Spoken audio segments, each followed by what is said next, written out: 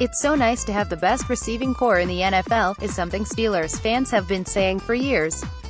Like a reliable vehicle that always gets you where you need to go. If there's one thing you've been able to count on in Pittsburgh, it's a never-ending flow of highly talented wide receivers. But Thursday night, as I kept tabs on the first round of the 2018 NFL Draft, I was equally shocked and dismayed when I learned of the news of the Steelers' decision to part ways with troubled but ultra-talented receiver Martavis Bryant, who was traded to the Raiders for a third-round pick. Obviously, Bryant, a receiver often disgruntled over his lack of playing time in 2017, was set to be a free agent next spring and likely would have quickly signed with any team willing to promise him a starting position. Therefore, it made perfect sense to unload him for something, rather than let him walk for nothing.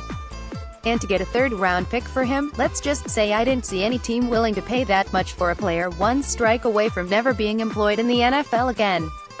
So, yes, the haul, as they say nowadays, for Bryant was pretty darn hefty, but the void his departure left on the receiver depth chart didn't exactly give me that warm and fuzzy feeling. I mean, who cares about premium draft picks or potentially losing Bryant to free agency in 2019, when competing for a championship in 2018 is really the most important and urgent matter?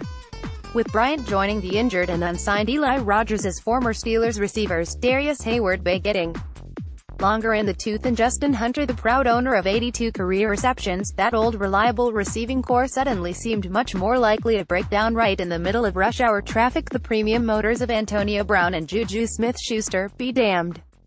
Therefore, despite Pittsburgh's obvious need to upgrade the inside linebacker depth chart, believe it or not, I was actually relieved Friday night, when James Washington, receiver, Oklahoma State, was the Steelers' latest in a long line of second-round picks that have left fans befuddled over not using the selection on a position deemed more necessary.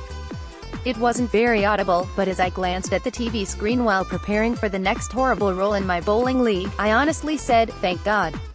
And the reason for my relief had to do not only with the Steelers adding yet another talented receiver to their ranks, but the fact that, well, they're just so darn good at adding talented receivers to their ranks. Will Washington, the 2017 winner of the Biletnikoff Award, continue to bolster Pittsburgh's newfound reputation as the wideout mecca of the NFL and make the Steelers' receiving core a force to be reckoned with yet again in 2018? After averaging 19.8 yards per reception in 4 seasons at Oklahoma State, I have confidence he will. Will Washington be a deep threat on par with the wickedly fast Bryant? While the rookie's aforementioned college stats suggest he will, his 4.5440 combined time suggests otherwise. But that's what they said about Juju last spring, and his rookie season included a 97-yard touchdown catch and run and a 97-yard kickoff return for a touchdown. Does Washington's skill set and body type, 5'11", 213 pounds, make him a better fit as a slot or outside receiver?